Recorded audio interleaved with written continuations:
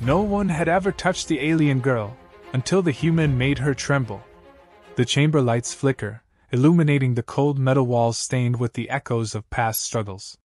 Kale's heartbeat pounds in his ears as he steps forward, boots grinding against the grated floor. In the corner, half hidden by shadows, Sarika stands with her chin tilted high, luminous eyes studying him with uncanny intensity. He notices the slow rise and fall of her shoulders, the subtle shift of the bioluminescent patterns across her face, each pulsing stripe a silent challenge. For an interminable moment, neither moves nor speaks, as though testing the air between them. "Are you here to prove your courage or your ignorance, human?" Her voice slices through the charged silence, a melodic snarl that stirs something low in Kale's gut. He doesn't reply, not at first. Instead, he keeps that cold stare fixed on her, letting the tension stretch. Then, with a deliberate crack of his knuckles, he steps closer. He had expected some trembling in her stance, some sign of fear or compliance. The rumors said no one had ever touched her, and for good reason. Her kind was off limits, or so the legends whispered. Something about the taboo status of her species made them both alluring and untouchable.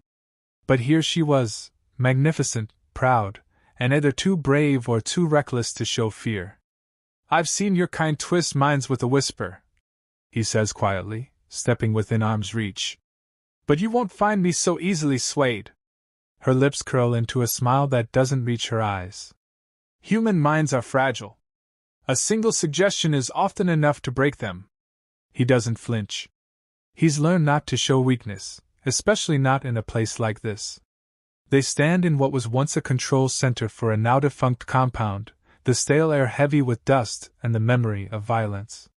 He's here on a mission, though the specifics no longer feel so simple. Sarika is rumored to hold the key to a technology that could alter the balance of power in this sector, and Kale's superiors want it. The problem is, she isn't exactly cooperative. He can see why no one ever dared to lay a finger on her.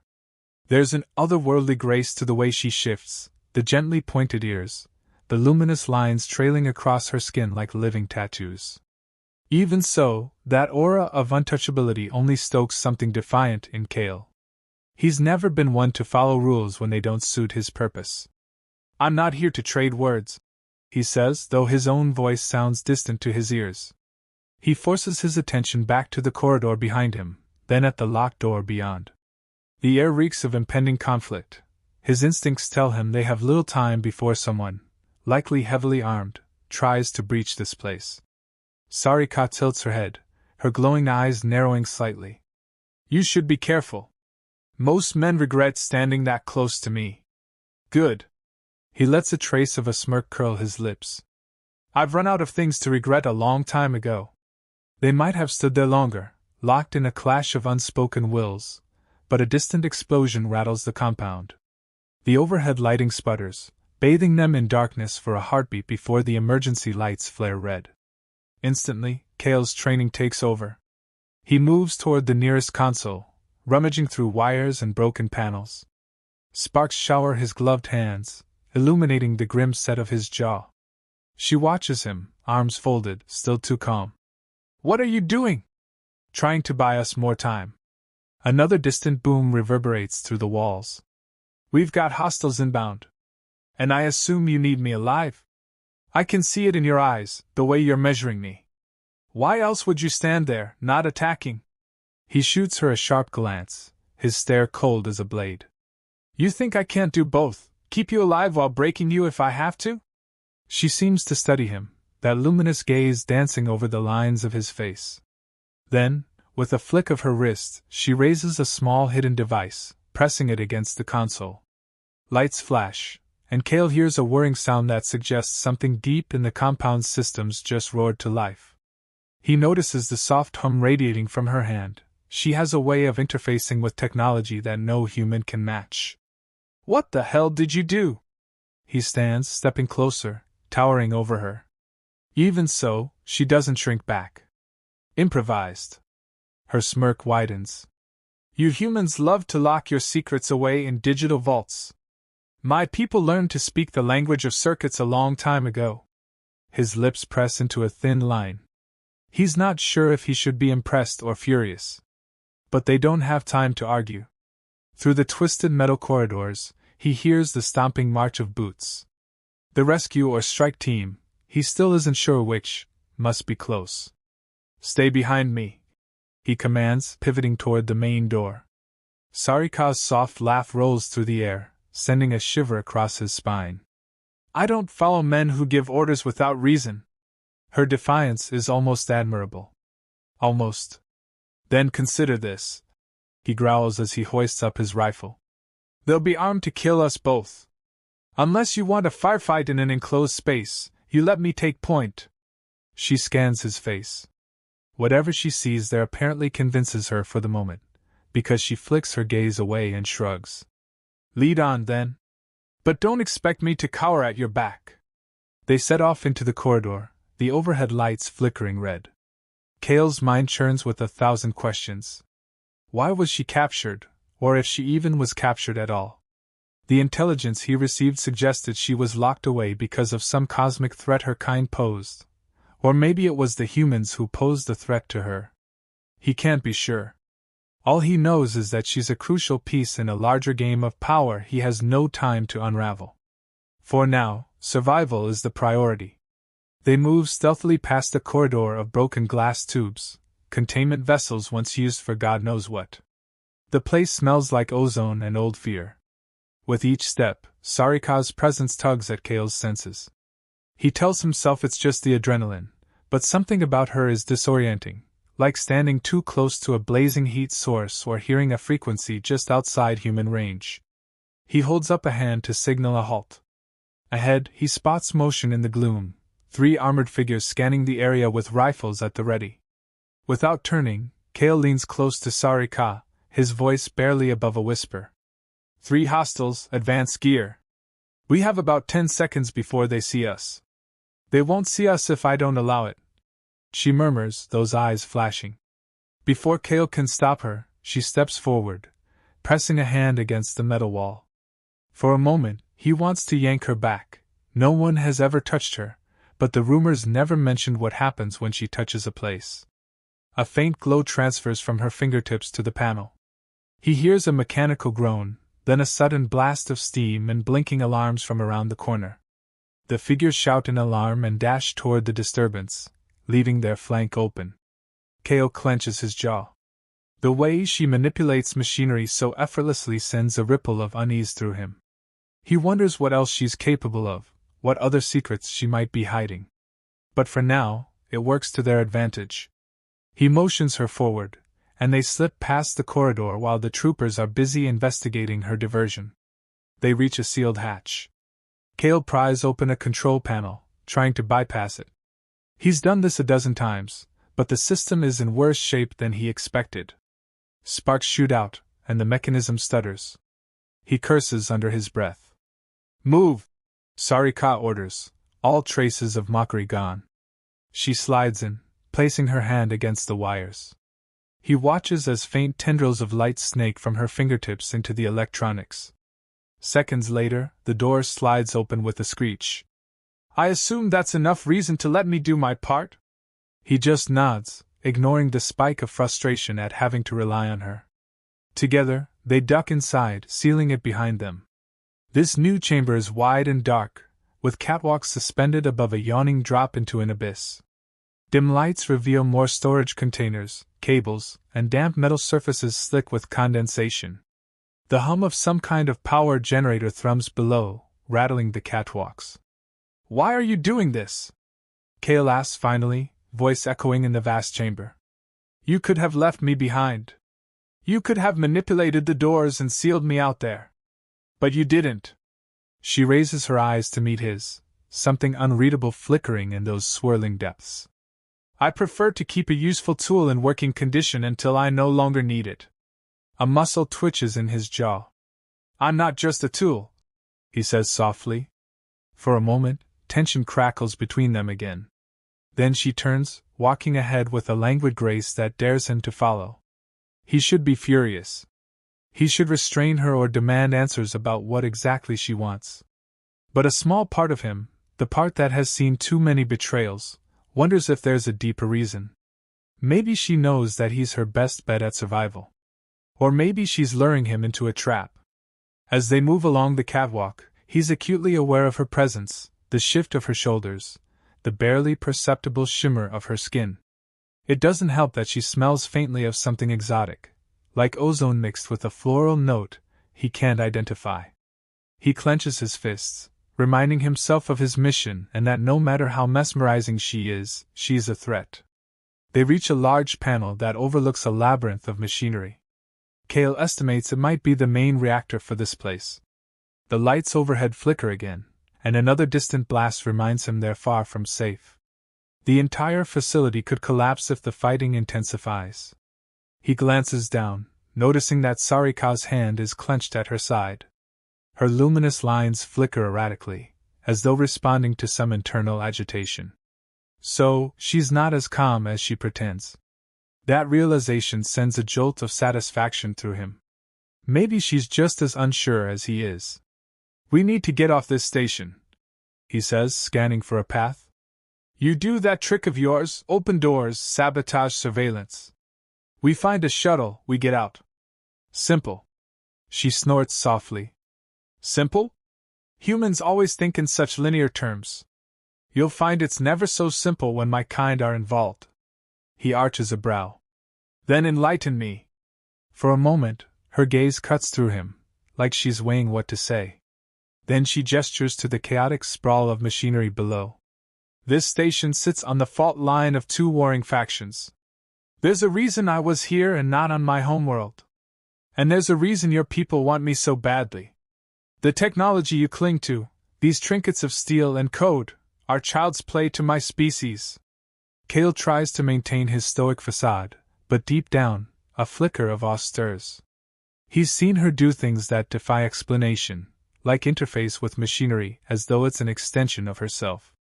"So you're a weapon," he finally says. Her laughter is low, resonant. "That's what they all believe. But you can't wield me the way you wield a gun, Cale." He shouldn't be surprised she knows his name, but the way it rolls off her tongue makes him uneasy. He wonders if she can sense more than just mechanical signals. Maybe she can sense the personal vendetta that drives him. The best he can do is pretend it doesn't matter. "Fine," he says. "Don't be a weapon. Just help me get us both out alive." "Both?" He squares his shoulders, refusing to back down from that challenge. "Yes, both. Consider it a temporary partnership." She steps closer, so close that he can feel the slight warmth radiating from her. In the dim, her eyes are almost mesmerizing. "You offer a partnership to someone you were sent to capture?" He exhales, jaw tight. "I'm nothing if not pragmatic. The second we step off this station, we can settle who's capturing whom."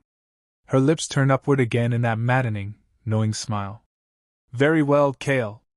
I'll play along. For now." They maneuver across the catwalk toward a side passage that, according to the overhead signage, leads to hangar access. Just as they reach a battered blast door, it groans open from the other side, revealing a squad of 4 heavily armed soldiers. They freeze for a split second, weapons raised. Cale's reflexes kick in. He fires off a warning shot that ricochets off the metal floor, forcing them to scatter. Sarika is already moving, pressing her palm to a nearby access panel. The door slams shut between them and the soldiers, but not before a barrage of bullets rips through the air. Cale flinches, narrowly dodging a stray shot that whizzes past his shoulder. The echo of gunfire dies down, replaced by the sound of fists pounding on the other side of the sealed door. Cale licks his lips, tasting dust and sweat. "They're going to blow that door eventually. We need another route." Without answering, Sarika moves ahead, scanning the corridor. She finds an emergency ladder leading downward, presumably deeper into the facility. She hesitates for a fraction of a second, then glances over her shoulder. "Looks like your plan to walk out the front door just got complicated, partner." "I can improvise," he replies. "Lead the way." With a wry tilt of her head, she descends the ladder, her lithe form disappearing into the darkness below. Cale follows, weapons slung over his back, eyes scanning for threats. The steel rungs vibrate under their weight, and the claustrophobic space is thick with the smell of rust and old circuitry. Every few steps, he can feel her presence just below him, a faint glow in the darkness. He tries to ignore the way that light draws his eyes, tries to keep his mind on the mission. But the more time he spends near her, the more he feels the subtle gravitational pull of her very being. As soon as his boots hit the lower platform, he steps aside, raising his rifle to cover the corridor. Sarika stands still, one hand against the wall, her head tilted as if listening for something only she can hear. "They're trying to reroute power to these sublevels," she whispers. "They'll seal the sector if we don't move." He gestures for her to go ahead. She rushes forward, gracefully hopping over debris and weaving through pipes. Kale follows, forcing his mind to stay on the job. If they get trapped down here, they'll have to fight their way through a platoon. At a junction, she stops suddenly, pressing against the metal to silence him as he comes up behind. Her body is warm even through his vest, and he feels an unexpected surge of heat in his veins. She nods at the corridor to their right. Kale cranes his neck, seeing the faint flicker of tactical lights. More soldiers. "They're setting up an ambush," she murmurs, breath ghosting across his cheek. He swallows, ignoring the uneasy twist in his stomach. "Then we go around." She narrows her gaze. "We can't. The main power feed is that way. If we shut it down, they lose control of the blast doors above us. That's our chance to circle back to the hangar." Without warning, the flicker of lights from the corridor brightens. The soldiers are moving. Kale grips her elbow, pulling her back. A surprising charge sparks through him at the contact, and he almost yanks his hand away, remembering the rumors. No one had ever touched her. Yet here he is, keeping her close as they press against the wall. She doesn't jerk away. Instead, she gives him a measuring look. In that moment, something unspoken passes between them, a recognition that they are both in a situation where neither can dominate entirely. They need each other's skill sets. They need each other's presence. Kale forces his heart rate to slow, shifting his attention to the approaching danger. The lead soldier steps into the junction, scanning with a flashlight. Kale can see the faint reflection of the beam bouncing off the sweat on his own brow. The soldier is mere steps away. If either of them breathes too loudly, they'll be discovered. Sarika closes her eyes and presses her palm to the wall. Kale hears a click and then a hiss. Suddenly, the lighting overhead flares blinding white. The soldier curses, stumbling back, visor struggling to adjust. Kale seizes the opportunity. He surges forward, delivering a swift blow to the soldier's helmet, then quickly disarms him, slamming him against the wall. Another soldier appears, weapon raised. Kale ducks behind the first soldier's limp form, using him as a shield. The second soldier hesitates to fire, and Sarika glides around the corner, pressing her fingertips to the soldier's rifle. The gun jams with a sparking hiss, the soldier yelping as it overheats in his hands. Kale lunges, driving the butt of his borrowed rifle into the soldier's midsection, then finishing him with a strike to the head. 2 down, but there could be more. Sarika gestures, and they sprint down the corridor, ignoring the alarms and the metallic voice crackling over the intercom. They reach the power terminal, a massive cylindrical device pulsating with arcs of electricity. Panels line the walls, each one blinking with frantic lights. Sarika moves with purpose, pressing her hands to the console. Kale stands guard, scanning the darkness. His mind buzzes with adrenaline, but he can't help noticing the sweat beading on Sarika's brow. She's pushing herself, maybe even risking her own well-being. A voice crackles over the station's comm system. "Hostile presence detected in sublevel B. All units converge. Authorization to use lethal force granted." Kale clenches his jaw. They'll be pinned down any minute. "Whatever you're doing, do it fast!" Her eyes close, and the glowing lines across her temples brighten. Sparks dance around her palms, and the entire corridor hums with energy. Kale hears the reactor whining, overloading, and then suddenly the lights flicker and die. Darkness swallows them, relieved only by the faint glow from Sarika's skin. The air crackles, and then an emergency hum resonates as backup systems struggle to take over. The main controls are offline, she announces breathlessly, pulling her hands away. But they'll reroute power eventually. We need to move. Kale nods, hooking an arm around her waist to steady her as she wobbles. You just shut down half the station. Are you all right? She shoves him away with a glare, as if resenting the contact even though she's struggling to catch her breath. I'm fine, she snaps. But there's a tremor in her voice that suggests she might not be entirely unaffected by the strain. Their path back to the ladder is quicker without the overhead lights, since the soldiers will be fumbling in the dark. With the main power gone, the corridors are illuminated only by red emergency strips along the floor. Sarika regains her balance, moving on her own again, but Kale keeps close, rifle at the ready. Even in the gloom, her skin catches the red glow in mesmerizing patterns, sending flickers of color dancing along her curves. They climb the ladder again, hearts pounding. This time, the sealed blast door at the top is powerless, stuck halfway open. Kale braces his shoulders against it, shoving with a grunt until there's enough space to slip through. Above them, he can hear frantic shouts and heavy boots. He glances back at her. You good to fight if we have to? Her expression is one of cool disdain. I can handle more than you think. A surge of tension passes between them. They scramble through the parted door, finding themselves back near the catwalks. The station groans, lights flickering in protest. Kale's mind churns through possible routes to the hangar. If they can just steal a shuttle, they can leave the rest of the chaos behind. They make their way across the catwalks, each step echoing in the emptiness, their movements as synchronized as if they'd trained together. A pair of soldiers burst through a side door, shining flashlights into the darkness. Kale ducks behind a support beam, gesturing for Sarika to do the same. She slips into shadow with uncanny silence. The soldiers sweep the area, barking instructions into their comms. One sets up a portable floodlight, and the catwalk is bathed in sudden white glare. Kale's eyes narrow. They'll be pinned if they can't get past this vantage point. He motions for her to stay down, but Sarika shakes her head. She crawls to a nearby control panel. Lightly resting her fingertips on it, she closes her eyes.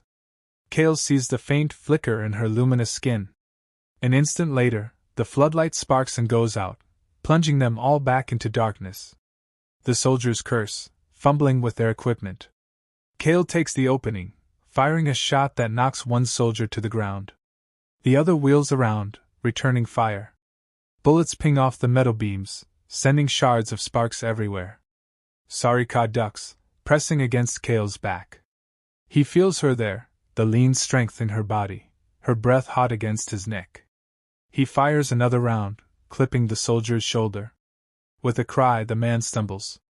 Before he can recover, Kale leaps forward, smashing him down and kicking the rifle away. They stand panting in the aftermath, the strobe of emergency lights reflecting off scattered shell casings.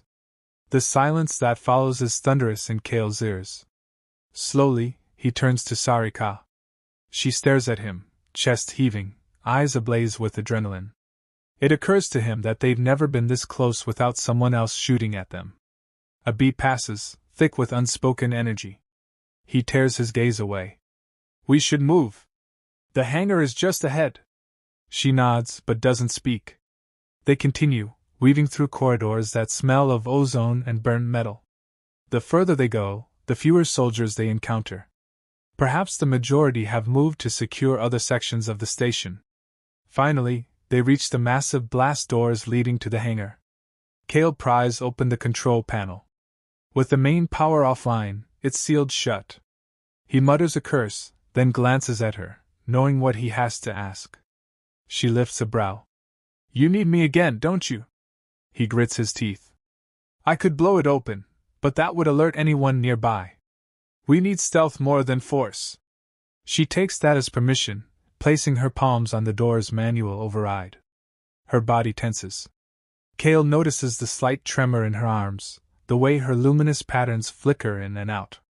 She's exhausted, he realizes. Whatever her species can do, it's taking a toll. After several agonizing seconds, the door slides open with a groan, revealing a spacious hangar bay dotted with half-finished ships and metal crates. The overhead lights flicker. It's relatively empty, but Kale can't be sure if that means they're safe. They find a small shuttle near the back, its sleek hull marred by scorch marks. Sarika staggers, and Kale instinctively reaches out to steady her. His hand wraps around her upper arm. She stiffens but doesn't pull away immediately. Her gaze flicks to his hand, and he can almost feel the question in her eyes. Is this a threat, or something else? I'm fine, she finally says, shrugging him off, though her voice wavers. Kale nods, scanning the shuttle. We'll need to get it operational. Keep watch while I run the startup sequence. She stands by the open hatch, eyes scanning the shadows. Kale boards the shuttle, powering up the systems. The engine sputters, complaining of low fuel. He curses under his breath, ripping open a maintenance panel to reroute what little power remains in the station's lines. Through the cockpit's front glass, he can see Sarika's silhouette, tense and coiled. He can also see her shoulders sag slightly, as if the adrenaline is finally wearing off. When the engine finally roars to life, a sudden flurry of footsteps resonates from the far side of the hangar. Kale spots a squad of soldiers storming in, guns raised. He signals Sarika with a wave, urging her to get inside. She hesitates for the briefest moment, then sprints toward the shuttle. Bullets rake across the floor behind her, sparking on impact. Kale takes aim from the cockpit, returning fire. The shuttle's shielding can only protect them for so long. Get in! He yells. She leaps inside, slamming the hatch behind her. Kale punches the throttle, and the shuttle lurches upward, engines whining. The soldiers scatter, but not before a few rounds ricochet off the hull. An alarm blares in the cockpit. Kale grits his teeth, wrestling with the controls. The craft wobbles, but eventually lifts off. He slams a lever forward, and they tear through the hangar bay doors in a blaze of sparks and shrapnel. Within seconds, they're out of the station, the emptiness of space filling the cockpit windows. Kale navigates through the debris field, ignoring the frantic radio chatter that tries to hail them. He has no intention of answering. Sarika stands behind him, bracing against the co-pilot's chair. Her breathing is ragged, and her luminous lines flicker weakly. Once they're safely away from immediate pursuit, Kale sets the autopilot and swivels to face her. We made it, he says, exhaling a breath he didn't realize he was holding. She meets his gaze, her expression unreadable. Her arms drop to her sides, and for a moment, he sees something like relief in her eyes. Then she looks away. Yes. For now. The proximity of the cockpit is suffocatingly close, forcing them to occupy the same cramped space.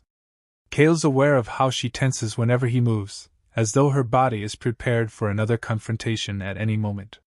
He wonders if that's just how she's lived her entire life, always braced for conflict. You're hurt, he says, nodding at the slight tremble in her arms. She scoffs. It's exhaustion. My abilities aren't limitless. He leans back in the pilot's seat, regarding her with cool detachment. We can't hide in open space forever. If you have a plan, now's the time. Her posture remains guarded. I need rest, then I need to find somewhere safe to finish what I started. That station was only the first step. He narrows his eyes. Finish what you started? Care to elaborate? She makes a dismissive gesture. I have my reasons. Or do you still think you can just deliver me to your commanders like a package? His jaw tightens. The memory of his orders flickers through his mind. He was supposed to bring her in, alive, but captured. But the longer he's around her, the less certain he becomes that following orders is even possible. Especially not when she's proven she can melt through electronic systems like they're made of sugar. If that was my plan, I wouldn't have helped you escape, he finally says. Her eyes snap to his. She studies his face, as though trying to glean the truth. Then a humorless laugh escapes her. You humans are so conflicted. Tell me, Kale, what do you really want? He thinks about that for a moment. His vendetta, his reason for being so relentless, stems from everything he lost in the wars. But does that reason still hold, now that he's staring at the very being he was supposed to capture or kill? The lines are blurring, and it unsettles him. I want to end this war, he says quietly, not sure if it's a lie or some half-truth. She studies him a moment longer, then turns away. So do I. But not on your terms. They lapse into silence, the hum of the shuttle filling the tight space. Cale keeps an eye on the scanners, making sure they aren't being followed. For now, it seems they've slipped away, but who knows how long that will last. Sarika lowers herself onto a narrow bench by the rear wall, leaning her head back, eyes drifting shut. Her luminous patterns dim to a gentle glow, almost as though she's slipping into a meditative state. Cale exhales. Part of him knows he should keep an eye on her. After all, she could kill him in his sleep if she wanted. But he's been operating on raw nerves for far too long. His body demands rest. With the autopilot engaged, he sets the sensors to alert them of any incoming threats, and allows himself to relax into the seat. One hand remains on his rifle, though, and his mind refuses complete rest. After an indeterminate time, maybe minutes, maybe hours, he jolts awake at a soft sound. Sarika stands near him, her eyes half-lidded but alert. In the dim cockpit lights, she looks both exhausted and formidable, her posture tense. The sensors picked up a faint signal, she murmurs, stepping closer to the console. We might have someone tracking us. Cale scrubs a hand over his face, forcing his mind to focus. Let me see. He pulls up the display. Sure enough, there's a blip on the edge of the scanner range, moving slowly in their direction. It could be a scout, or just debris drifting.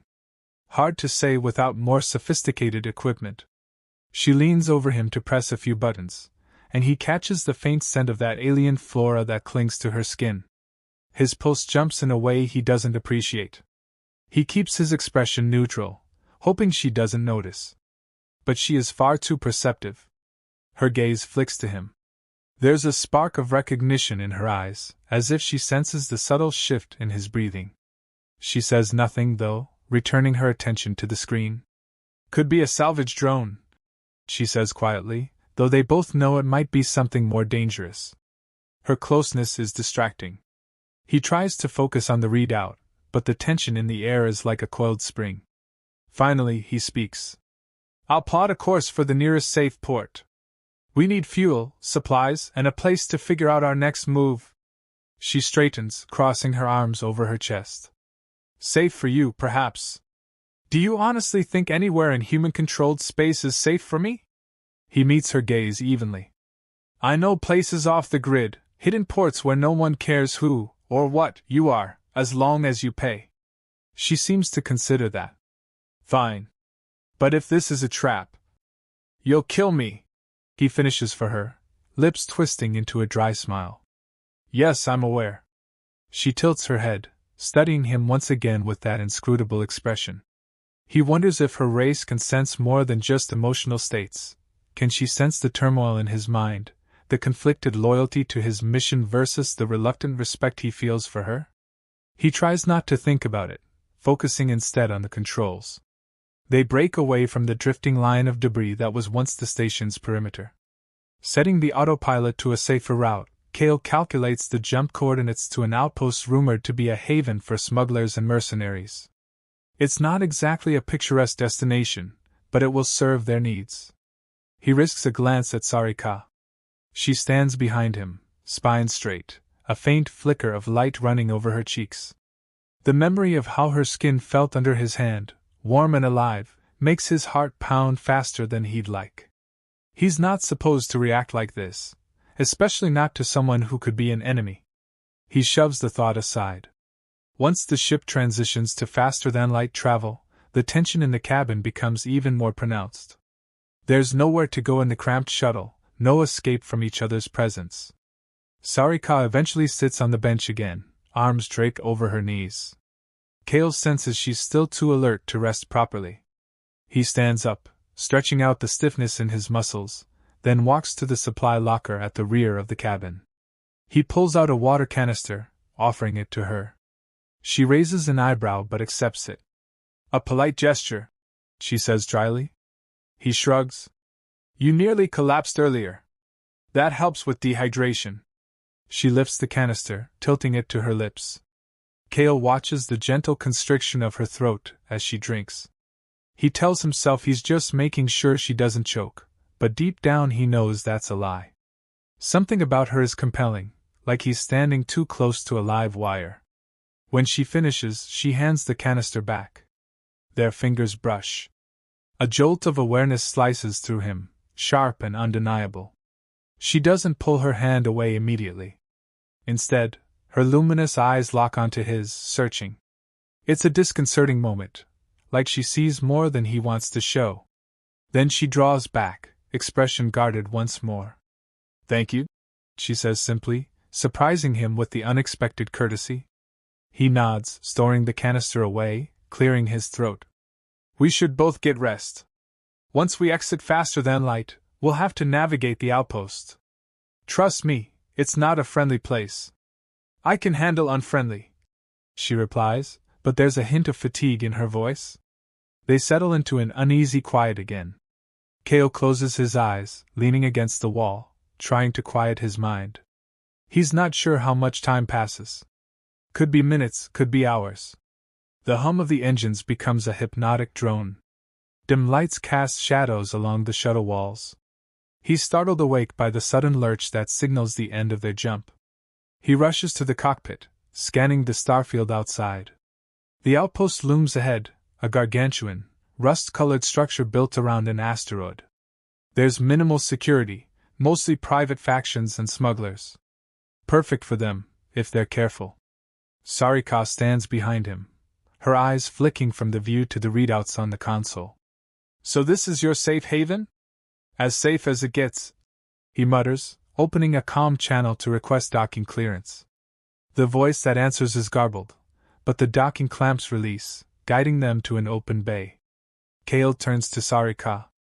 We go in, we keep a low profile, we refuel and gather supplies. Then we figure out our next move.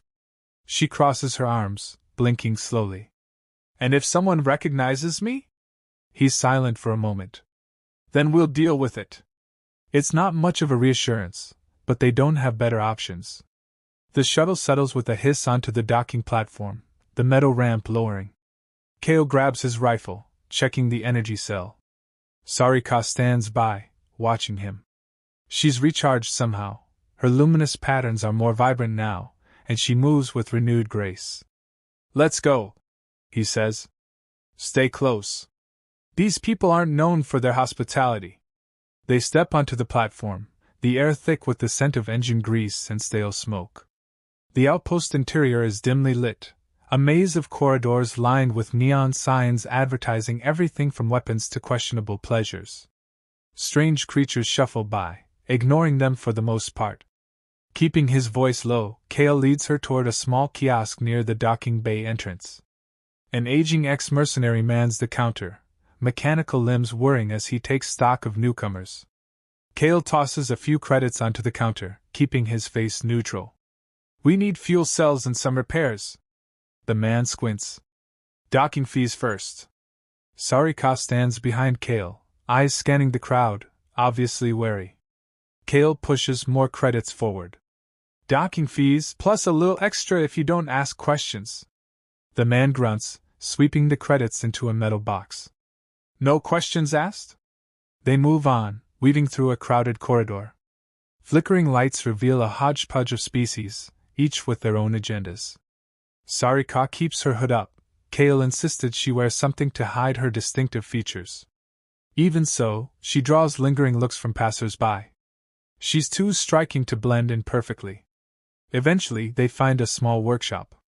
A wiry mechanic with goggles perched on her forehead greets them. Kale explains what they need: new fuel cells, a patch for the hull, and a stealth emitter if possible. The mechanic snorts at the last request. That'll cost you more than your ship is worth. Kale glances at Sarika, who remains silent, hood drawn. He knows she has some hidden means of payment or bartering, but he's not about to ask in front of the mechanic. Instead, he bargains for the basics, throwing in more credits. The mechanic leads them deeper into the shop to show them the inventory. Once they're out of earshot of the main corridor, Kale quietly explains they need everything done quickly and discreetly. The mechanic eyes them both. "You're running from trouble, aren't you?" Kale smirks. "Aren't we all?" With a shrug, she starts rummaging through crates, muttering about how many corners she'll have to cut. Sarika moves around the edges of the workshop, her gaze flitting over tools and parts. Kale notices how she lingers near a specialized console device. She places a hand on it, and the screen flares to life, showing schematics of advanced technology. When the mechanic notices the sudden activity, she balks. "Hey! Don't mess with that equipment, it's sensitive." Sarika retracts her hand, but not before Kale sees a flash of understanding in her eyes. It's as if she just devoured the console's data in seconds. The mechanic curses, fiddling with the console, but it won't respond to her commands. Kale steps in, urging the mechanic back to the crates, buying time by asking more questions about the fuel cells. Meanwhile, Sarika calmly walks away from the console, no sign of guilt or apology on her face. After an hour or so, the deal is struck. They'll get the necessary fuel cells and some patchwork for the hull. Anything more is out of their price range. The mechanic mumbles about deliverables, then goes to arrange the parts. Kale leads Sarika out into a quieter corner of the outpost, near a dim lounge filled with tables and a few patrons nursing drinks. He picks a secluded booth, scanning the room for threats. She slides in across from him, pulling her hood down now that they're away from prying eyes. "Is this what you do?" she asks softly, her gaze drifting around the grimy lounge. "Running from port to port, patching your ship, paying off the locals?" He shrugs. "I do what I have to. It's kept me alive so far." "Alive, yes. But is it living?" He tenses at her question. He's never had the luxury of second-guessing his life choices, not since the war tore everything away from him. "I survive. That's enough." She studies him for a moment, then nods, as if filing that response away. Kale feels a flicker of annoyance. He doesn't like how easily she seems to get under his skin. He diverts his attention to the walkway beyond the lounge, scanning for anyone who might be tailing them. "I sense your hostility," she says after a moment. "Even though we're here, you're still on guard." He meets her gaze, letting the hardened lines of his face speak for him. "You might have noticed, I don't trust easily. Least of all a being whose entire race is shrouded in myth. And you..." He pauses, measuring his words. "You're dangerous in ways I still don't understand." She leans forward, her eyes glowing faintly in the dim. "That's smart of you. But you're not exactly harmless yourself, Kale. I've watched you fight." He can't deny it. The violence is in his blood, a reflex honed by too many battles. "Maybe we should talk about what you plan to do next. You said shutting down that station was just the first step." Her expression flickers with something akin to excitement. "I can't stop the war alone. But I can disrupt the power balance by crippling certain technologies.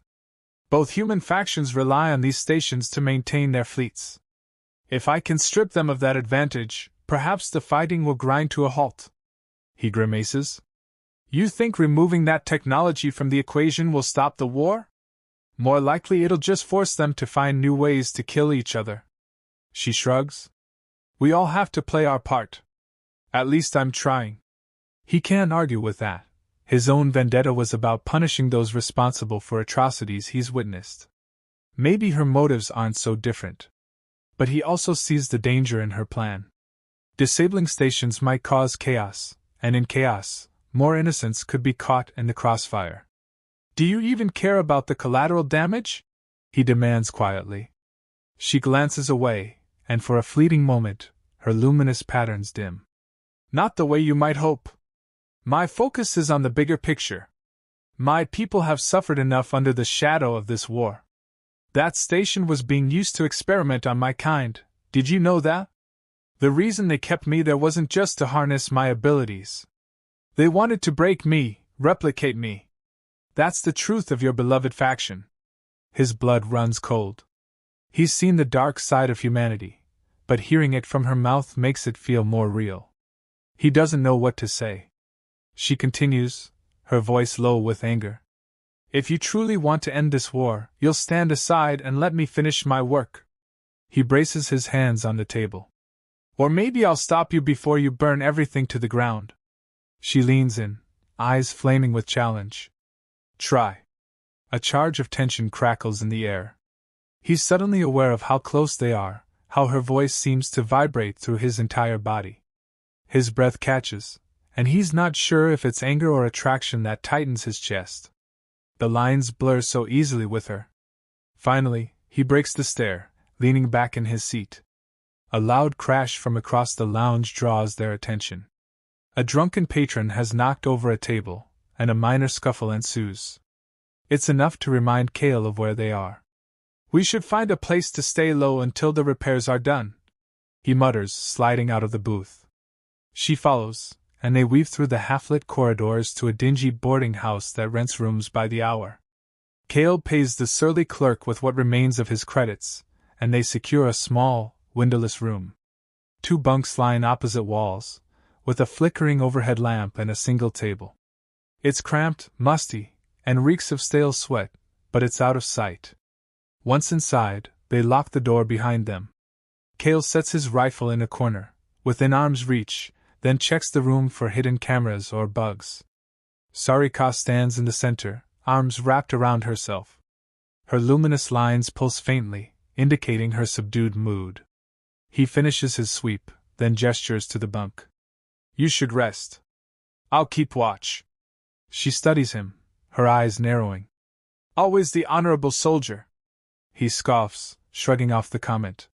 He places a chair near the door, settling in with his back against the wall, rifle across his lap. Sarika doesn't argue. Instead, she moves to the bunk, sitting on the edge, shoulders slumping. Cale tries to ignore how vulnerable she looks in that moment. The station confrontation and the subsequent escape must have taxed her abilities severely. For a time, they remain silent. The overhead lamp buzzes intermittently. Outside, the muffled sounds of the outpost's nightlife drift through the walls. Arguments, laughter, the hum of machinery. Cale feels his eyelids grow heavy, but he keeps them open, scanning the room. He can't let his guard down, not with so many unknowns. Eventually, she lies down, eyes drifting shut. Her breathing slows. Cale's not sure if she's truly asleep or just meditating in that alien way of hers. Either way, he can't deny the flicker of relief that she's not pressing him right now, not testing him with more barbed words or challenges. He'd always believed the rumors about her species, how they were too alien, too untouchable for humans to handle. But in the short time he's known her, Sarika has proven to be more than just alien. She's cunning, relentless, and strangely honorable in her own way. That combination is more dangerous than he imagined. The minutes stretch into hours. Sometime in the middle of the night cycle, Cale's head droops, and he slips into a fitful doze. When he snaps awake, heart pounding, he notices Sarika standing by the small table, staring at him. His grip tightens on his rifle, but she doesn't move to attack. You dream of death, she says softly, the statement more observation than question. He grunts, trying to banish the images from his mind. It's the only language war leaves behind. For a moment, she looks almost sympathetic. Then her usual guarded expression returns. We'll need to coordinate once the repairs are done. I have the next station's coordinates. He frowns. Next station? Already? She inclines her head. Yes. Time is short. My people are running out of options. Cale exhales slowly. He wonders how he got here, sitting in a dingy room with the very being he was supposed to capture or eliminate. We'll talk in the morning, he finally says. She nods, turning away from him. He can't help noticing the smooth lines of her back, the way her form is outlined by the flickering light. A pang of something pulses in his chest. He hates how easily she gets under his skin. But in that moment, he also feels a sliver of kinship. They're both scarred by war, both driven by something bigger than themselves. He tries to stay awake, but exhaustion claims him again. This time, he dreams of the station, the firefights, the moment he touched her arm and felt that spark. In the dream, The lines of her body glow brighter, and her voice echoes in his mind. He wakes, sweating and disoriented, to find the overhead lamp still flickering. Sarika is on her bunk, her breathing slow and steady. Dawn, or its equivalent in this artificial environment, is still hours away. Kale forces himself to stay alert, even though he can feel the weight of his own fatigue.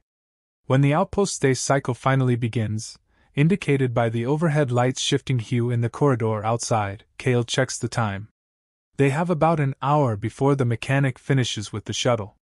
Gathering his gear, he splashes water on his face from the small sink in the corner. Sarika watches quietly, then rises, stretching with languid grace. The tension in the small room is thick, as though either of them knows what to do with the precarious alliance they've formed. "Let's go," Kale says, opening the door. She follows without a word. They return to the workshop, where the mechanic stands beside their shuttle. The new fuel cells are installed, and the hull patches glint fresh in the overhead lights. "Your ship's ready," the mechanic announces, handing Kale a data chit containing the final invoice. Kale transfers the remaining credits. His account is now virtually empty, but at least they'll have a functioning ship. With curt thanks, Kale boards, double-checking everything. Sarika runs her slender fingers across the console, verifying the mechanical readouts in a fraction of the time it would take him. For a moment, he's grateful for her presence. Her abilities speed everything up. The memory of how she manipulated the power station is still fresh, though, reminding him never to underestimate her. Soon, they're lifting off from the outpost, merging into the dusty starfield beyond. Kale sets a course for open space. "Where to now?" he asks, trying to sound neutral. She steps up beside him. "There's another station on the outskirts of the Orion sector, similar to the one we disabled. I have the coordinates." He arches a brow, entering them into the NAV system. It's a lengthy journey. He wonders if they'll have enough supplies. "You really think crippling that one will change anything?" She shrugs. "One station at a time. Eventually, the factions lose their advantage, or they destroy each other in desperation." Her matter-of-fact tone disturbs him.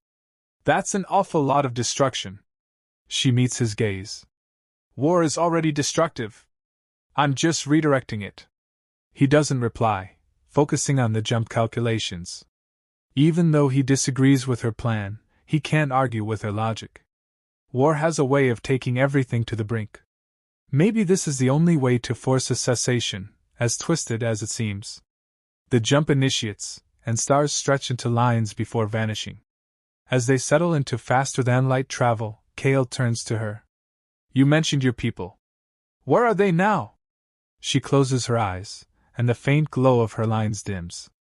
"Scattered. Hunted. Some in hiding, others enslaved by your kind. This is my retribution. My attempt to free them." He exhales slowly. "And what if you fail?" She opens her eyes, a hard glint in them. "Then I fail alone. No one else will suffer for my mistakes." He's quiet for a long moment, processing her words. Her motives, while extreme, come from a place of deep pain. "I won't pretend I understand what your people have been through. But if there's a way to do this without so much collateral damage, maybe you should consider it." She snorts softly. "You assume there's a clean solution. I learned long ago that humanity doesn't stop unless forced." He leans back in the pilot's chair, noticing the subtle shift in her posture. She's more open than before, less guarded. Maybe that's just fatigue. "You talk like you hate all humans," he says. She hesitates. "Hate is too simple a word. Resentment, distrust, fear, those are more accurate. But you..." His gaze sharpens. "What about me?" She looks away. "You're confusing. You could have delivered me to your superiors at that outpost. You had chances. You didn't." He shrugs. "Maybe I have my own reasons for wanting to see these factions crippled." The tension between them shifts, becoming something heavier, more intimate. Each time they speak, the distance between them shrinks, and Kale isn't sure if that's a good thing or a path to mutual destruction. They pass the hours in uneasy truce, occasionally sharing a word or two about course corrections or supply checks. When the time comes to drop out of faster than light, they find themselves in a barren system, dominated by an icy planet with a derelict station in orbit. The station's exterior lights flicker like a dying heartbeat. "Are you sure about this?" Kale asks, scanning for signs of life. She nods. "That's the one. My intel says it's partially abandoned, but still operational enough for the factions to use as a research outpost." He maneuvers the shuttle closer. Scans reveal minimal activity, just a handful of life signs and a skeleton crew. Still, that doesn't mean they won't face heavy resistance. He sets the shuttle down in a docking bay that seems deserted, the overhead lights flickering weakly as if they're running on backup power. Sarika and Kale exit the shuttle, weapons ready. The station's air smells stale, a sign that the filtration systems haven't been serviced in some time. Their footsteps echo ominously on the metal deck. She leads the way this time, trusting her sense of the station's layout. Kale finds himself following her, occasionally checking behind them for ambushes. They move through corridors that look half-gutted by scavengers. Exposed wires spark overhead, and the temperature is noticeably colder. Kale wonders if the station's heating system is failing or if someone has deliberately kept the place near freezing. Sarika doesn't seem bothered by the chill, though her luminous lines flicker erratically at times. Abruptly, they hear voices around the next corridor, accompanied by flickering flashlight beams. Kale signals for silence. They press against the wall, listening. A small group of soldiers discusses how they hate this frozen posting, complaining that the higher-ups only assign them here because of their questionable loyalty. One of them mentions a potential alien threat rumored to be unstoppable. Kale shares a brief glance with Sarika.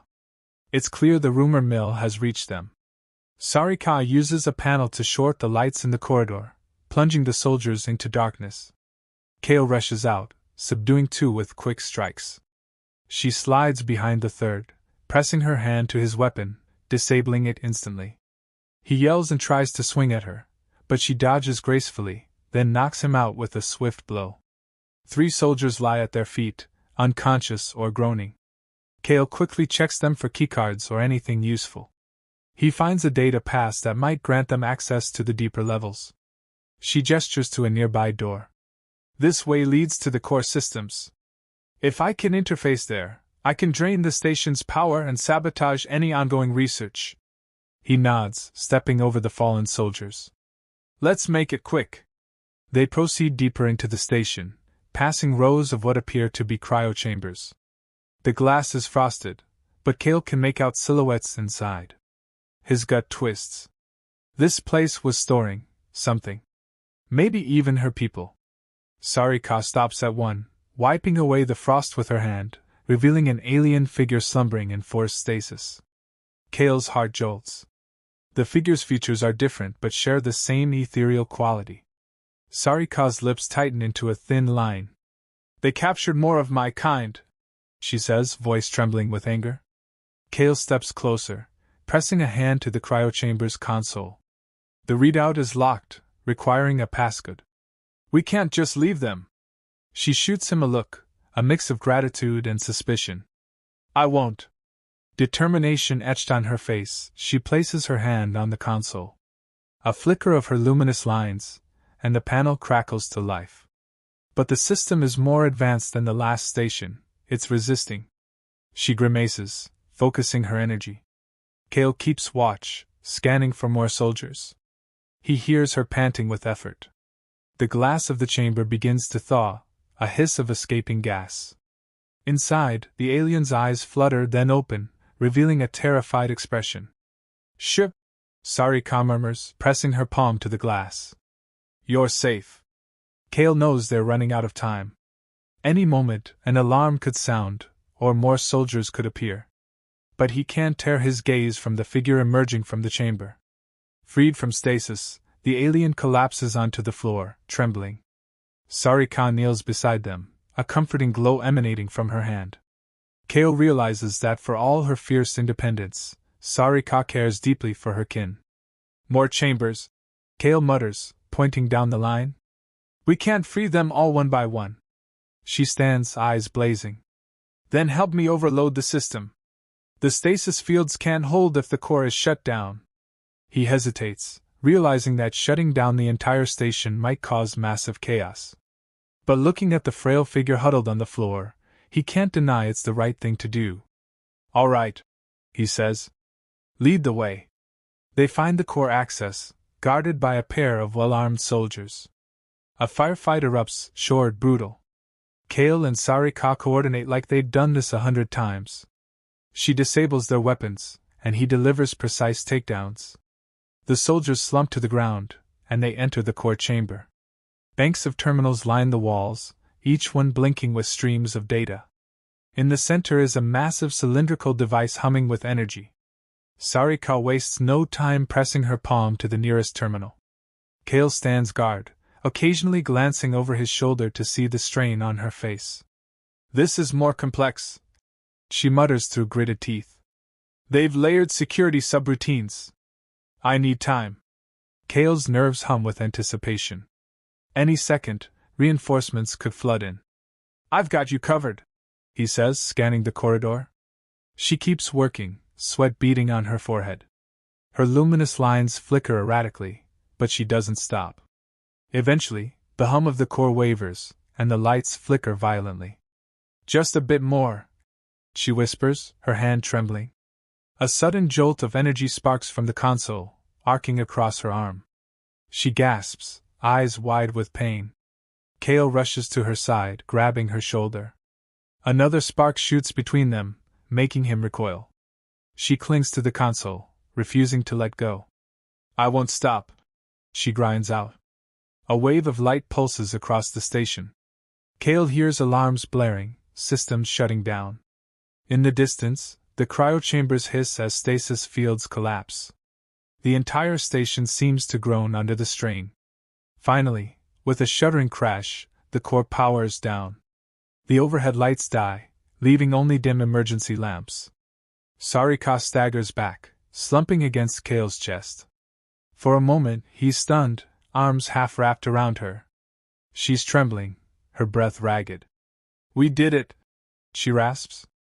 They're free. He nods, struggling with the surge of conflicting emotions. More footsteps echo in the corridor, frantic shouts from panicked soldiers. Kale tightens his grip on Sarika, pulling her behind a console for cover. We need to get out of here, he says, voice tight. She nods, still trying to catch her breath. He notices how her skin feels feverishly warm against his. Even in the midst of danger, he can't ignore the jolt of awareness that sparks when they touch. She seems to notice too, but there's no time to dwell on it.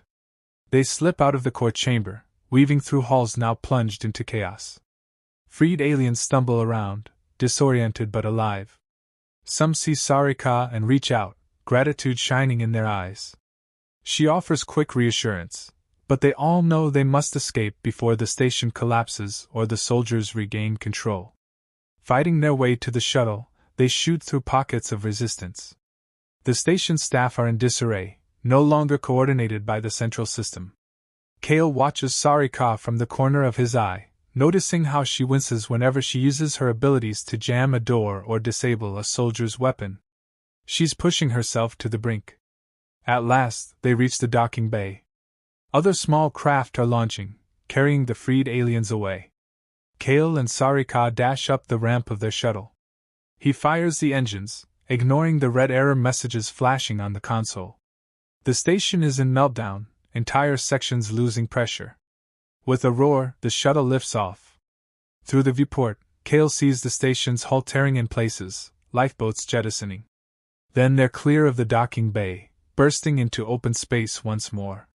He sets a course away from the station, relief flooding him as the scanners show no immediate pursuit. Sarika sinks into the co-pilot's seat, head leaning back, eyes closed. Her breathing is still shaky. You all right? He asks, voice rough. She opens her eyes slightly, regarding him in the dim cockpit light. Exhausted, she admits. But they're free. That's all that matters. He studies her. And what about you? How many more stations until you're done? She exhales. I don't know. As many as it takes. Silence hangs between them.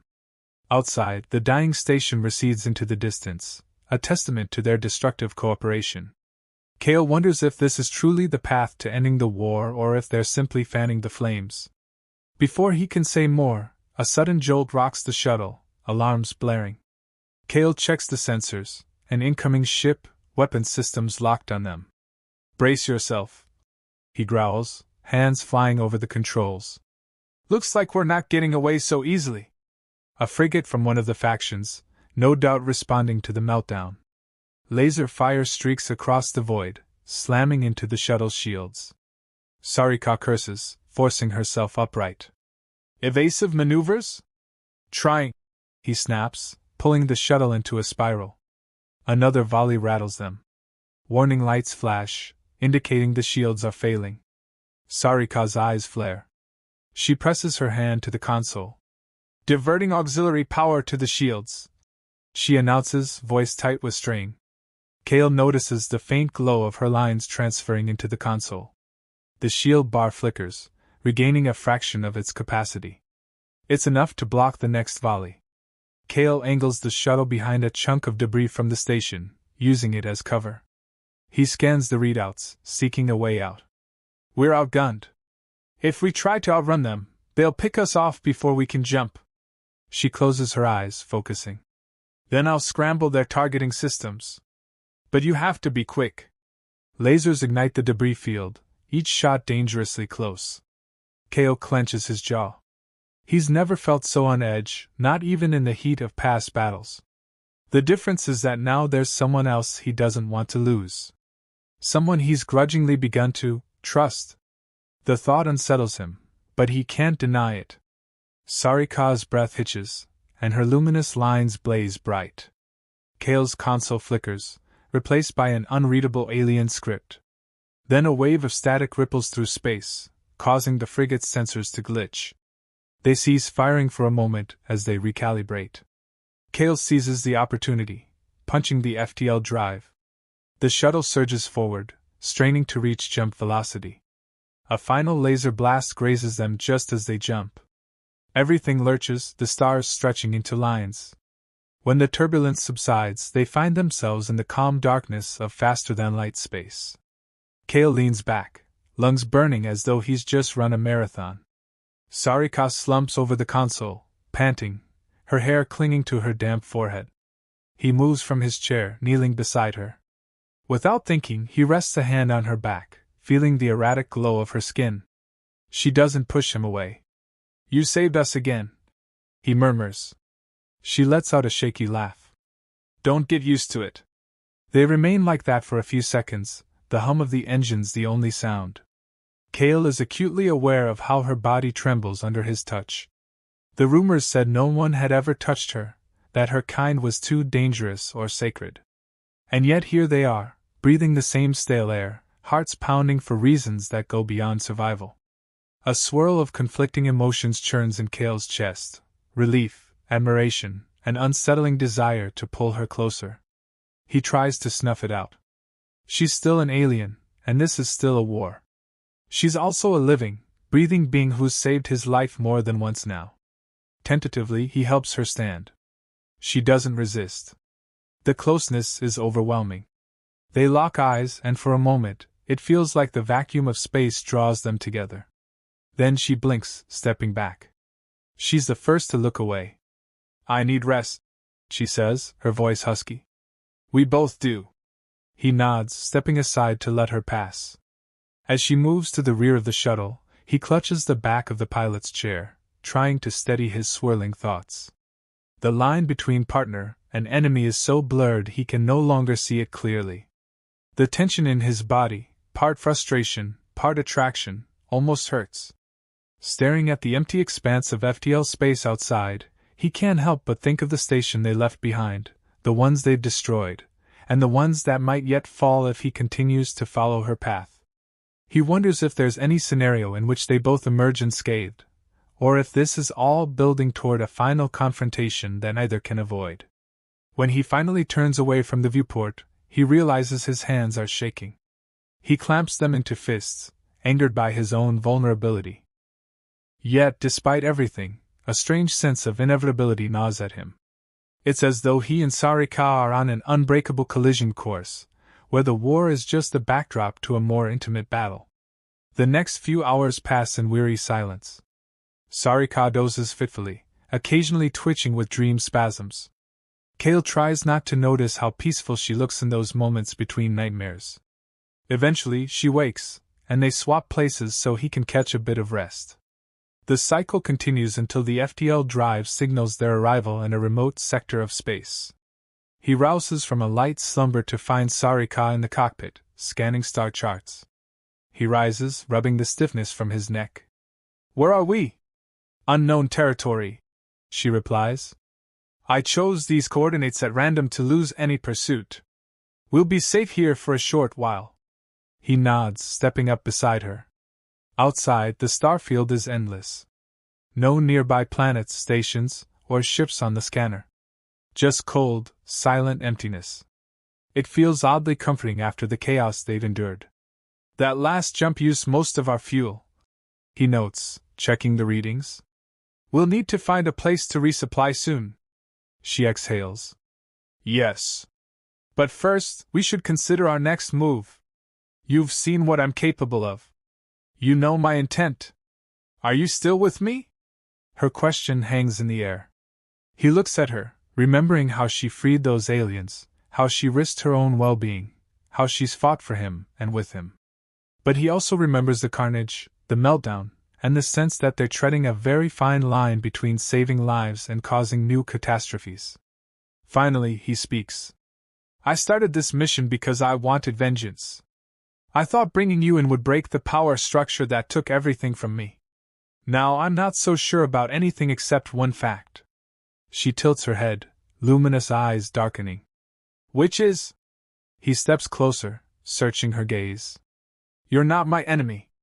Not anymore." It's a confession that feels both liberating and terrifying. She draws a shaky breath, and for the first time, her guard seems to slip. "Then help me," she whispers. "Not just to tear down those stations, but to find a future for my people." He nods, though doubt still lingers. "We'll find a way. But we can't keep blowing up every station we see. There has to be a strategy." Her lips quirk in a grim smile. "I never said I needed you to follow blindly." "A strategy, then?" He sets the autopilot, and they drift in that lonely sector, forging a plan. They speak in hushed tones, each idea tempered by practicality and the reality that they're short on allies. Despite the tension, there's an undercurrent of something else in the air, an awareness that they've crossed a line into deeper territory, one where partnership isn't just convenience but a necessity that shapes their very sense of self. At some point, their conversation tapers off, replaced by a heavy silence. Kale notices that Sarika leans against the console, rubbing her temples. Concern prickles at him. He steps forward, placing a hand on her shoulder. "You okay?" She tenses at first, then exhales, allowing the brief contact. "It's just the strain of overusing my abilities. They aren't infinite. I need time to regenerate. How can I help?" She lifts her gaze, surprise coloring her features. "I'm not used to help." He tries a tentative half-smile. "Neither am I." They linger like that, the hum of the shuttle systems the only sound. In the low light, her features are delicate but also fierce, a contradiction that draws him in. He remembers the swirl of rumors. No one had ever dared to touch her. Yet here he is, hand resting on her shoulder, feeling the gentle pulse of her luminous lines under his palm. It's disorienting, exhilarating, and terrifying all at once. Her eyes slide to his hand. She raises her own, resting it lightly on top of his. The contact is electric. His breath hitches, and he senses her trembling, though with fear or something else, he can't be sure.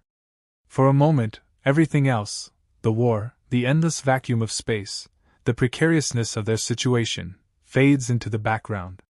She lifts her chin, lips parted slightly, as if she's about to speak. But words fail her. Instead, she leans in, not quite a kiss, more a brush of her forehead against his. The gesture is intimate, a silent confession of trust. Kale's heart drums so loudly he wonders if she can sense the rhythm through her bioluminescent patterns. Then she pulls back, tension flooding the space where closeness had been. Her eyes flicker with uncertainty, as if she's just as rattled by this moment as he is. Kale feels the urge to close that distance, to claim what is being offered. But he reminds himself of the vow he made internally. They aren't out of danger, and they can't afford to let raw desire overshadow survival. Still, the moment leaves a scar on his memory, one he knows he'll revisit again and again. They refocus on the task at hand, scanning for any nearby outposts or signals they could use to refuel. The charts show a barren system, but an old coded waypoint suggests there might be a hidden facility nearby, abandoned or forgotten. They decide to investigate. Sarika adjusts the coordinates, and Kale angles the shuttle in that direction. The journey is silent, heavy with unresolved tension. Upon arriving at the coordinates, they find the faint outline of a rogue asteroid, dotted with unnatural structures, evidence of some long-departed mining operation. The place is cold and lifeless, which might be perfect for a clandestine pit stop. Kale lands the shuttle in a cavernous hangar carved into the rock. Dust swirls in the stale atmosphere. They disembark, weapons at the ready, scanning for threats. None appear. The facility is deserted, stripped of most valuable equipment. Luckily, they discover ancient fuel cells that might still hold a charge, locked away in a side room. It's not the ideal solution, but it could give them just enough to reach a more civilized sector. Kale pries open a rusted container, coughing as stale air rushes out. Sarika steps behind him, studying the contents with that keen gaze. She lifts a palm, letting her glow illuminate the interior. "These cells are outdated, but we might be able to adapt them," she says quietly, placing a hand on the nearest unit. A faint crackle indicates she's interfacing with it. While she works, Kale keeps watch, scanning the yawning darkness of the asteroid. The flicker of a distant overhead lamp reveals the raw rock walls, crisscrossed by old mining equipment. The hush is eerie, like a tomb. Yet he'd take this over a firefight any day. After a few minutes, Sarika withdraws her hand, exhaling. "I can transfer some of the energy, but we'll need a converter. Let's see if there's a workshop around here." They search deeper into the facility, stepping over broken machinery and piles of debris. Eventually, they find a small workshop lined with dusty tools and half-finished contraptions. Sarika's eyes light up at the sight of a battered converter unit in the corner. She gently brushes off the cobwebs, hooking it to the fuel cell. Kale stands guard at the door, listening to the echo of every drip and metallic creak in the cavern. Minutes pass in strained silence. Sarika fiddles with the converter, her luminous lines dim, evidence of her exhaustion. Kale remembers how she nearly collapsed earlier. Worried, he steps over. "Why don't we rest and do this carefully? You look." She shakes her head, hair stirring faintly. "No. The faster we move, the less chance we're found here. Just let me finish this." He stands back, arms crossed, torn between concern and logic. Eventually, the converter hums to life. She carefully extracts enough power for their shuttle's tanks. Satisfied, she unhooks the device. That should be enough. They lug the makeshift fuel cells back to the shuttle, hooking them into the onboard systems. The readings flash with uncertain percentages, but eventually stabilize at a passable level. Kale exhales in relief. "We've got enough to reach a safer spot now, maybe an actual station or settlement." She nods, leaning against the shuttle's frame. The dim lights inside the craft cast her in a soft glow. He can't help but notice the slump of her shoulders, the tired drag of her eyes. On impulse, he sets a hand on her wrist. She looks up at him, startled, but doesn't pull away. He feels her pulse throbbing beneath the delicate bones. "Come on," he says softly. "You need sleep. Real sleep." She doesn't protest this time. They step inside, closing the shuttle hatch behind them, sealing out the chill of the asteroid. Kale helps her to the small bunk. She sits, regarding him with an expression he can't quite read. He's acutely aware that they're alone in the hush of the shuttle, with no immediate crises. The tension that's been building between them for days, Or maybe it's been hours, though it feels like days, crashes in on them all at once. Her eyes flick over him, studying the lines of his face, the scars on his arms, the uncertainty in his stance. Kale, she whispers, the word carrying a weight he's never heard before. He kneels, resting a hand on the bunk beside her. Their gazes lock, and the rest of the universe seems to shrink away. Without further thought, he leans in. She meets him halfway, their lips colliding in a desperate clash of pent-up emotions. It's not gentle or tentative. There's too much adrenaline, too much darkness behind their eyes. A spark ignites, and for a moment, they lose themselves in the raw intensity of that kiss. Her hands curl into his shirt, pulling him closer. He can taste the desperation on her lips, feel the trembling in her limbs. The rumors said no one had ever touched her. He can only imagine the storm of sensations hitting her now. For him, it's like stepping over a line he can never return from. They break apart, breath ragged. She stares at him, cheeks flushed, luminous lines flickering wildly. He's half expecting her to shove him away, to hurl some biting remark that they can't afford such distractions. But she doesn't. Her voice is barely a whisper when she finally speaks. You don't know what this means to me. He cups the side of her face, thumb brushing the delicate glow of her skin. I'm starting to understand, he murmurs. Tension still crackles in the air, the knowledge that they're standing on the edge of something far bigger than either of them. But there's also a gentler current now, a fragile thread of trust. For the first time, either is fighting for dominance. They're just there, in that stolen moment of connection. She closes her eyes, leaning into his touch.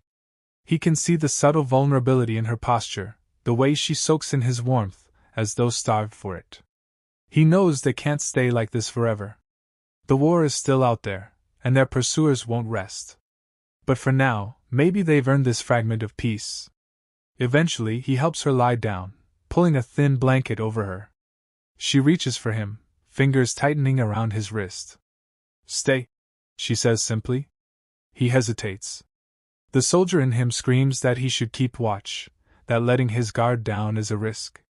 But the exhausted man in him, the one who's seen too much death, can't refuse her. He climbs onto the bunk beside her, still wearing his boots and gear, but it doesn't matter. Her presence is the only anchor he needs. She nestles against him, head on his shoulder. Her breathing slows, the tension draining from her body. Cale stares up at the low ceiling, one arm around her slender frame. Each beat of his heart feels like a countdown. He can't remember the last time he felt so protective of someone, or so drawn to them, physically and emotionally. It's like every barrier he'd built to shield himself has crumbled in the face of her fierce spirit. Time slips by in a haze.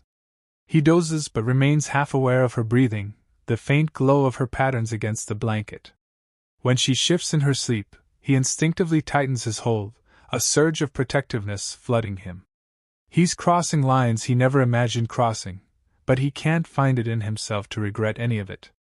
Eventually, she stirs, eyes fluttering open. In the dim cabin, she looks at him with an unreadable expression. He wonders if she regrets the moment of intimacy. But then she sighs, relaxing into his side. No words pass between them. The silence is heavy with a new understanding. They both sit up, adjusting their gear. Reality seeps back in. The war, the next station, the question of how to end the cycle of violence. Sarika rubs her eyes, then checks the shuttle's status. We should move soon, she says, her voice still husky from sleep. The longer we stay here, the more likely someone finds us. He nods. Agreed. Let's plan our next jump. They move to the cockpit, the easy closeness replaced by the shared determination to survive. He brings the engines back online, and they leave the asteroid behind. The starfield unfolds once more, cold and indifferent. Sarika glances at him, and for the first time, a tentative smile touches her lips.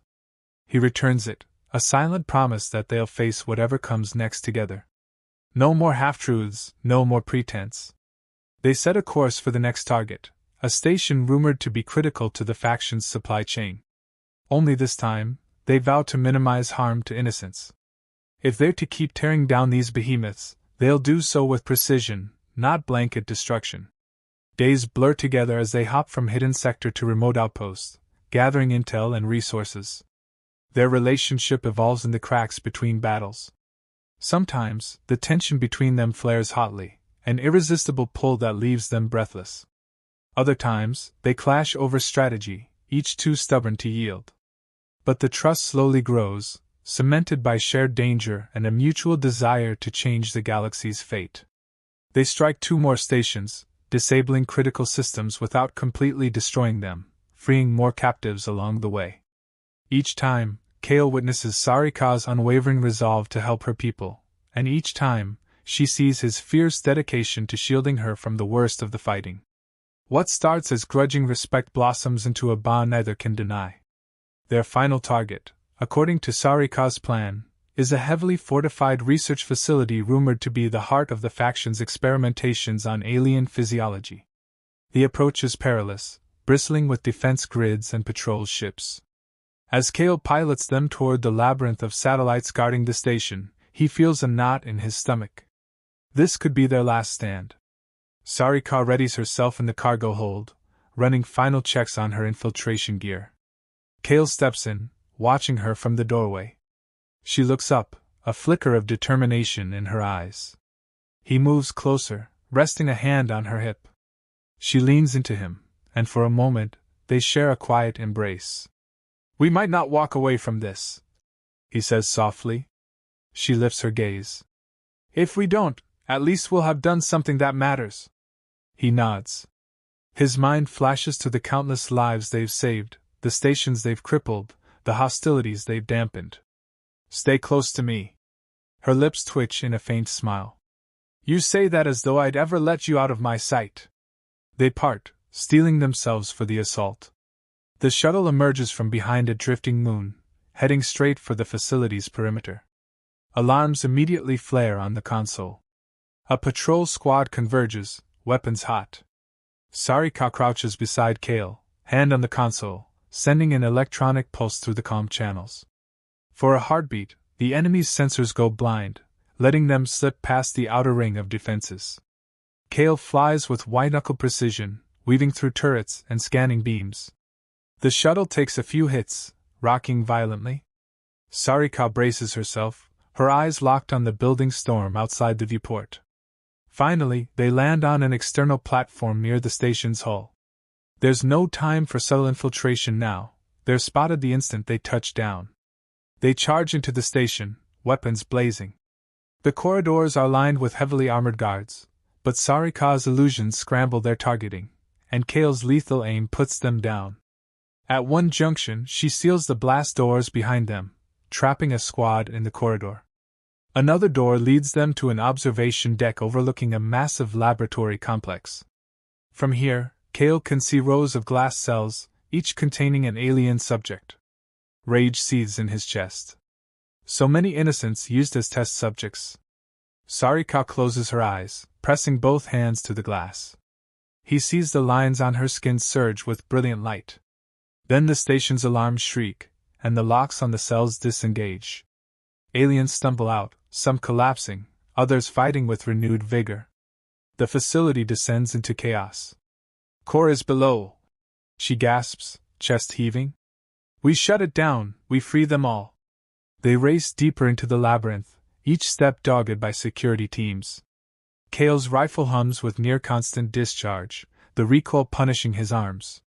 Sarika's powers flicker dangerously as she overrides console after console. They finally reach the core chamber, a swirling vortex of energy suspended in a crystalline matrix. A line of elite soldiers blocks their path. Kale's stomach knots. He raises his weapon, but Sarika stops him with a hand to his arm. She moves forward, stepping into the open, the luminous patterns on her skin blazing. The soldiers open fire, but the bullets ricochet off a shimmering field around her, each shot sparking into nothing. She advances with a regal fury, one hand raised, voice echoing through the corridor in an alien chant. Kale stares, awestruck. He's never seen her unleash so much power. The soldiers recoil, confusion and fear contorting their faces. Some flee, others fire until their weapons melt in their hands. Kale runs up behind her, heart pounding. The corridor is clear, but he can see the cost to her. She's breathing hard, lines flickering erratically. Without hesitation, he scoops her into his arms, carrying her the last few steps into the core chamber. She doesn't protest, just clings to his shoulders. "Set me down," she finally murmurs, eyes on the crystalline matrix. Kale lowers her carefully. She presses both palms to the console, a faint trickle of blood seeping from her nose. He realizes with horror she's pushing beyond her limits. "Sarika, stop," he pleads, voice rough. "It'll kill you." She shakes her head, face set with grim resolve. "No one had ever touched me, until you." Her eyes lift to meet his. "Let me free the rest of them." He wants to argue, but the look in her eyes is final. Nodding slowly, he takes position by the doorway, preparing to fight off any last wave of soldiers. Sarika channels her power, linking with the station's core. The air crackles, arcs of light dancing between the crystals in her hands. Kale sees an eruption of data streams flood the consoles, the entire station's infrastructure bending to her will. A thunderous rumble shakes the facility.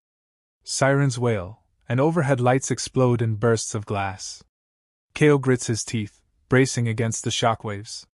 He glances back at Sarika, who stands in the eye of the storm, hair whipping around her face, the glow of her lines so bright he can hardly look at her.